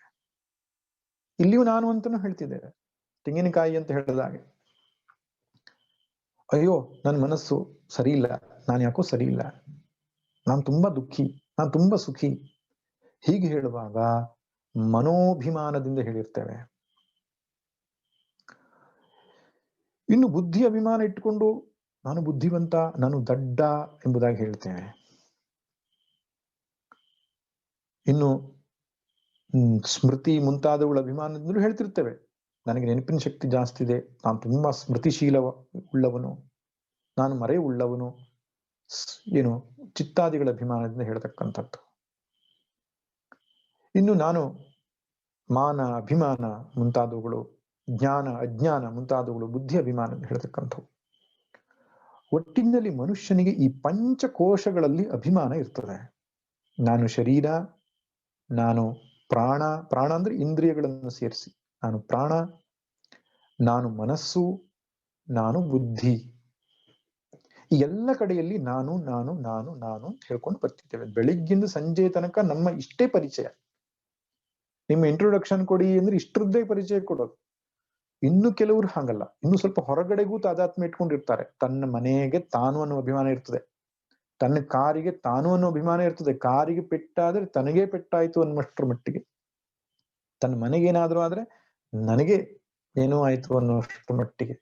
ಇನ್ನು ತನ್ನ ಮಕ್ಕಳ ಬಗ್ಗೆ, ತನ್ನ ಹೆಂಡತಿಯ ಬಗ್ಗೆ, ತನ್ನ ಕುಟುಂಬದ ಬಗ್ಗೆ ಇರತಕ್ಕಂಥ ಅಭಿಮಾನವೂ ಕೂಡ ನಾನು ನನ್ನದು ಅಂತಕ್ಕಂಥದ್ದಾಗಿರುತ್ತದೆ. ಅಲ್ಲಿಯೂ ನಾನು ಅನ್ನುವಂಥದ್ದು ಇರೋದ್ರಿಂದಲೇ ನನ್ನದು ಅನ್ನುವಂಥದ್ದು ಬರುವುದು. ಒಟ್ಟಲ್ಲಿ ನಾನು ಅಂತಕ್ಕಂಥ ಅಭಿಮಾನ ಅನೇಕ ಮಜಲುಗಳಲ್ಲಿ ನಾವು ಮಾಡಿಕೊಂಡಿರ್ತೇವೆ. ಆದ್ರೆ ಇದೆಲ್ಲದರಲ್ಲಿ ನಿಜವಾದ ನಾನು ಯಾರು? ನಾನು ಅಂದ್ರೆ ಶರೀರವೋ, ನಾನು ಅಂದ್ರೆ ಇಂದ್ರಿಯಗಳೋ, ನಾನು ಅಂದ್ರೆ ಮನಸ್ಸೋ, ನಾನಂದ್ರೆ ಬುದ್ಧಿಯೋ, ಯಾವುದು ನಾನು? ಇದನ್ನು ತಿಳಿಯುವುದಕ್ಕೆ ಹೆಸರು ಆತ್ಮ ವಿಚಾರ. ಆತ್ಮ ಅಂದ್ರೆ ನಾನು. ಈ ನಾನುವಿನ ತಿರುಳು ಇದು ನಿಜವಾದ ಆತ್ಮ. ಅದು ನಾನು ಅನ್ನೋದಕ್ಕೂ ಆತ್ಮ ಎಂಬುದಾಗಿ ಕರೀತಾರೆ. ಈ ನಾನುವಿನ ನಿಜವಾದ ಸ್ವರೂಪ ಏನು ಅಂತ ತಿಳಿಯುವುದು ಆತ್ಮ ವಿಚಾರ. ಯಾವುದು ತಿರುಳು ಇದರಲ್ಲಿ? ದೇಹ ಆತ್ಮವೇ, ದೇಹ ಆತ್ಮ ಅಂತ ಹೇಳಲಿಕ್ಕೆ ನಾವು ಕನಸಿಗೆ ಹೋದಾಗ ದೇಹವೇ ಇರೋಲ್ಲ, ಇಂದ್ರಿಯಗಳಿರಲ್ಲ. ಮನಸ್ಸು ಆತ್ಮ ಅಂತ ಕರೆಯೋಣವೇ, ಬೆಳಿಗ್ಗೆ ಇದ್ದ ಮನಸ್ಸು ಸಂಜೆ ಇರಲ್ಲ. ಇನ್ನು ಬುದ್ಧಿಯನ್ನ ಆತ್ಮ ಅಂತ ಕರೆಯೋಣವೇ, ಬುದ್ಧಿಯೂ ಕೂಡ ಸುಷುಪ್ತಿ ಲಯವಾಗುವುದನ್ನು ಕಾಣ್ತೇವೆ. ಇನ್ನು ಹೀಗೆಲ್ಲ ಇರುವುದರಿಂದ ಆತ್ಮ ಅಂತಕ್ಕಂಥ ಶಬ್ದವನ್ನ ಯಾವುದಕ್ಕೆ ಕರಿಬೇಕು? ಇದಕ್ಕೆ ಗುರುಗಳ ಹತ್ರ ಹೋಗಬೇಕು ಅನ್ನೋದು. ಸತ್ಯ ಏನು ಅಂದ್ರೆ ಇವು ಯಾವುದೂ ಆತ್ಮವಲ್ಲ. ದೇಹ, ಪ್ರಾಣ, ಮನಸ್ಸು, ಬುದ್ಧಿ, ಅಹಂಕಾರ ಇದೆಲ್ಲದಕ್ಕೂ ಒಳಗಡೆ ಇರತಕ್ಕಂಥ, ಇದೆಲ್ಲವನ್ನೂ ಅವಿಕ್ರಿಯನಾಗಿ ನೋಡ್ತಾ ಇರತಕ್ಕಂಥ ಸಾಕ್ಷಿ ಚೇತ ಕೇವಲೋ ನಿರ್ಗುಣಶ್ಚ ಒಂದು ಸಾಕ್ಷಿಯಾದ ತತ್ವ ಇದೆ. ಅದುವೇ ಆತ್ಮ, ಅದುವೇ ಸ್ವರೂಪ, ಅದುವೇ ನಿಜವಾದ ತಿರುಳು. ಯಾವ ಸಾಕ್ಷಿಯ ಸನ್ನಿಧಾನದಿಂದ ನಮ್ಮ ಬುದ್ಧಿ, ನಮ್ಮ ಮನಸ್ಸು, ನಮ್ಮ ಇಂದ್ರಿಯ, ನಮ್ಮ ದೇಹ ಇದೆಲ್ಲವೂ ಚೇತನಗೊಂಡಿದೆಯೋ, ಯಾವ ಸಾಕ್ಷಿಯ ಸನ್ನಿಧಾನ ಇಲ್ಲದಿದ್ದರೆ ಇದೆಲ್ಲವೂ ಜಡವಾಗುತ್ತಿತ್ತೋ, ಆ ಸಾಕ್ಷಿಗೆ ಹೆಸರು ಆತ್ಮ ಅಂತ.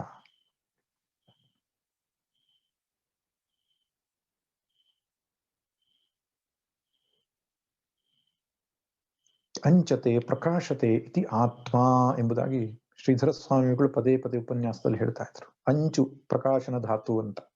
ಯಾವುದು ಸ್ವಯಂ ಪ್ರಕಾಶವಾಗಿ ಇದ್ದುಕೊಂಡು ಇಂದ್ರಿಯ ಮನಸ್ಸು ಬುದ್ಧಿಗಳಿಗೂ ಕೂಡ ತನ್ನ ಪ್ರಕಾಶವನ್ನ ಕೊಟ್ಟಿದೆಯೋ ಆ ಮೂಲ ಪ್ರಕಾಶಕ್ಕೆ ಹೆಸರು ಆತ್ಮ. ಆ ಆತ್ಮನು ಈ ಶರೀರದ ಒಳಗೆ ಇದ್ದಂತೆ ಕಂಡರೂ ಕೂಡ ಈ ಶರೀರಕ್ಕೆ ಅಂಟಿದವನಲ್ಲ. ಆತ್ಮನು ಈ ಶರೀರದ ವ್ಯಾಪ್ತಿಗೆ ಸೀಮಿತವಾದವನಲ್ಲ, ಸರ್ವವ್ಯಾಪಕವಾದವನು. ಈ ಆಕಾಶ ಹೇಗೆ ಎಲ್ಲೆಲ್ಲೂ ವ್ಯಾಪಿಸಿದೆಯೋ ಹಾಗೆ ನಮ್ಮೊಳಗೂ ಇದ್ದು ಎಲ್ಲೆಲ್ಲೂ ತುಂಬಿಕೊಂಡಿರತಕ್ಕಂಥವನು ಆತ್ಮ. ಅದಕ್ಕೆ ಸ್ವಾಮಿ ಪರಮಾರ್ಥಾನಂದರು ಅಂತ ಚೆನ್ನೈಯಲ್ಲಿ ವೇದಾಂತ ಪಾಠ ಮಾಡ್ತಾರೆ ಆಂಗ್ಲ ಭಾಷೆಯಲ್ಲಿ. ಅವರು ಆತ್ಮದ ವಿಶ್ಲೇಷಣೆ ಬಂದಾಗಲೆಲ್ಲ ಒಂದು ಸುಂದರವಾದಂತಹ ವ್ಯಾಖ್ಯಾನವನ್ನ ಒಂದು 4 ಅಂಶಗಳನ್ನ ಹೇಳ್ತಾ ಇದ್ರು. Atma is not part, property or product of the body. Atma is an entity, independent entity which pervades and enlivens the body. Atma is not limited by the body, it goes beyond the body. Atma exists after removal of the body. ಈ 4 ಸಂಗತಿಯನ್ನು ಹೇಳ್ತಿದ್ರು. ಆತ್ಮನು ಈ ಶರೀರ ಮನಸ್ಸು ಬುದ್ಧಿಗಳ ಅಂಶವಾಗಲಿ, ಭಾಗವಾಗಲಿ, ಕ್ರಿಯೆಯಾಗಲಿ, ಗುಣವಾಗಲಿ ಅಲ್ಲ. ಅದೊಂದು ಸ್ವತಂತ್ರ ವಸ್ತು. ಎರಡನೇದು, ಆತ್ಮನು ಶರೀರ ಮನಸ್ಸನ್ನ ವ್ಯಾಪಿಸಿ ಅದನ್ನು ಚೇತನಗೊಳಿಸಿದ್ದಾನೆ.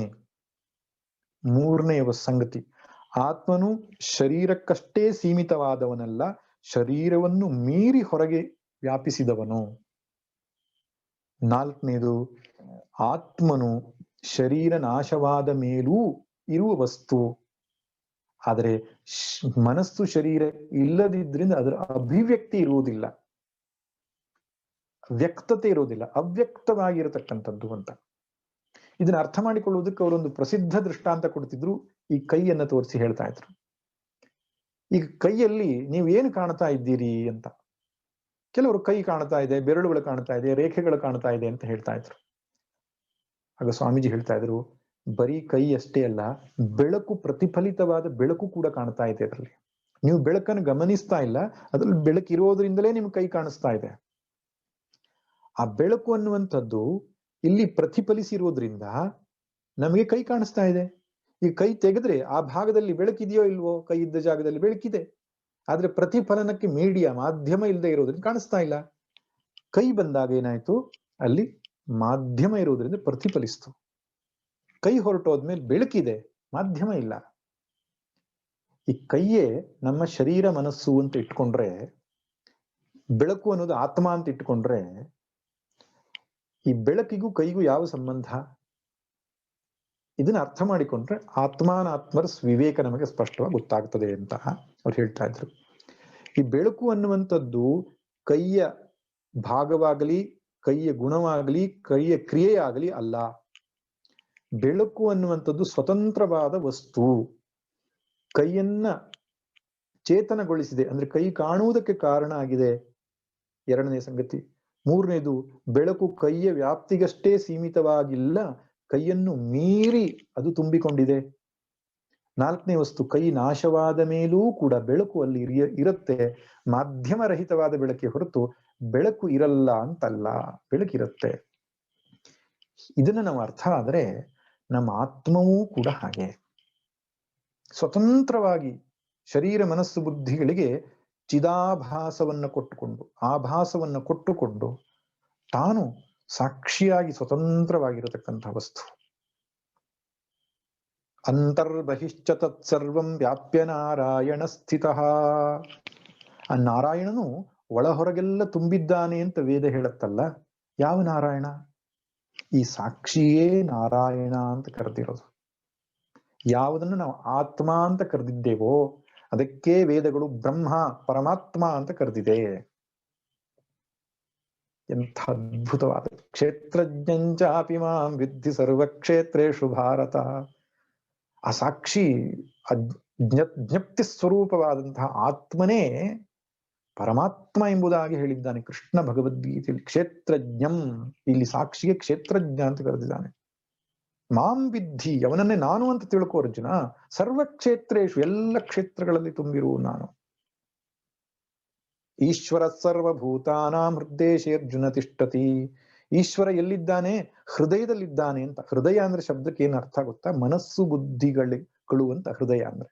ಆ ಮನಸ್ಸು ಬುದ್ಧಿಗಳಿಗೆ ಸಾಕ್ಷಿಯಾಗಿ ಅದರ ಮೂಲದಲ್ಲಿದ್ದಾನೆ ಅಂತ ಅರ್ಥ.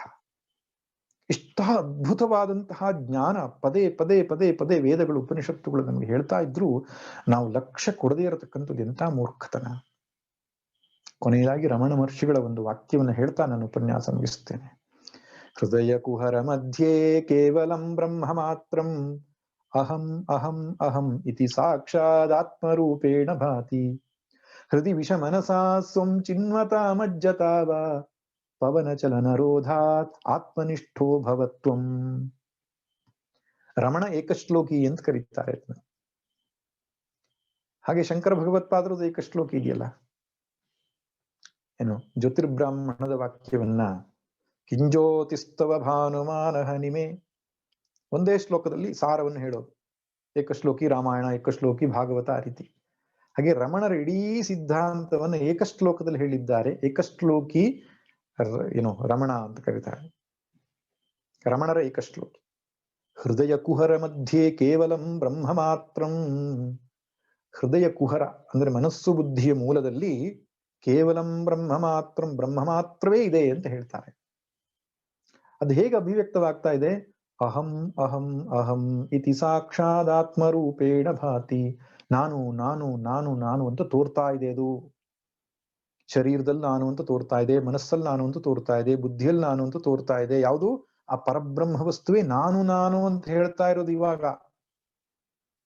ನಾವು ಪರಬ್ರಹ್ಮವನ್ನು ಹಿಡಿಬೇಕು ಅಂದ್ರೆ ನಾನುವನ್ನು ಸರಿಯಾಗಿ ಹಿಡಿಬೇಕು.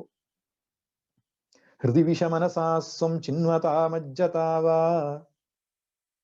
ಜ್ಞಾನ ಯೋಗದಿಂದಾದ್ರೂ ಹೋಗು, ಭಕ್ತಿ ಯೋಗದಿಂದಾದ್ರೂ ಹೋಗು, ಪವನ ಚಲನರೋಧಾತ್ ಪ್ರಾಣಾಯಾಮದಿಂದಾದ್ರೂ ಹೋಗು, ಆತ್ಮನಿಷ್ಠೋ ಭವತ್ವಂ.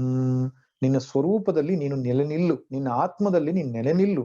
ಅದೇ ಮೋಕ್ಷ ಎಂಬುದಾಗಿ ರಮಣರು ಕರೆದಿದ್ದಾರೆ. ಅಂತಹ ಆತ್ಮನು ನಿತ್ಯ ಸ್ವರೂಪನು, ಎಲ್ಲಾ ಕಾಲಗಳಲ್ಲಿಯೂ ಇರತಕ್ಕಂಥವನು. ಹಿಂದೆ ಇರಲಿಲ್ಲ, ಮುಂದೆ ಇರುವುದಿಲ್ಲ, ಈಗ ಇಲ್ಲ ಅಂತ ಇಲ್ಲ. ಸಾವು ಬರುವುದು ಶರೀರಕ್ಕೆ.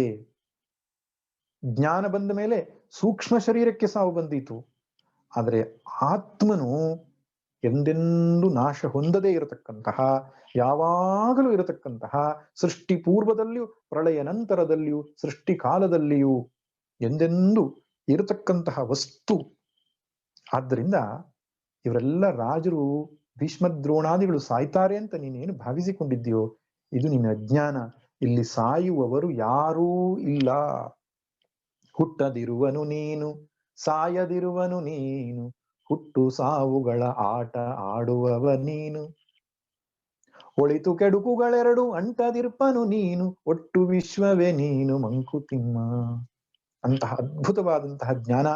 ಅದಕ್ಕೆ ಬ್ರಹ್ಮಜ್ಞಾನ, ಆತ್ಮಜ್ಞಾನ, ಸ್ವರೂಪ ಜ್ಞಾನ, ಅಧ್ಯಾತ್ಮ ವಿದ್ಯೆ, ಹೀಗೆ ಅನೇಕ ಹೆಸರುಗಳಿಂದ ಕರೆಯಲ್ಪಡತಕ್ಕಂತಹ ಈ ಒಂದು ವಿಚಾರವನ್ನ ಭಗವಂತ ಒಂದೊಂದೇ ಶ್ಲೋಕದಲ್ಲಿ ತಿಳಿಸ್ತಾ ನಮ್ಮನ್ನು ಜಾಗೃತಿಗೊಳಿಸ್ತಾ ಇದ್ದಾನೆ. ನಾಳೆ ದಿನ ಮುಂದಿನ ಶ್ಲೋಕಗಳನ್ನು ನೋಡೋಣ. ಸರ್ವೇ ಭವಂತು ಸುಖಿನಃ, ಸರ್ವೇ ಸಂತು ನಿರಾಮಯಾಃ, ಸರ್ವೇ ಭದ್ರಾಣಿ ಪಶ್ಯಂತು ಮಾ ಕಶ್ಚಿತ್ ದುಃಖಭಾಗ್ ಭವೇತ್. ಓಂ ಶಾಂತಿ.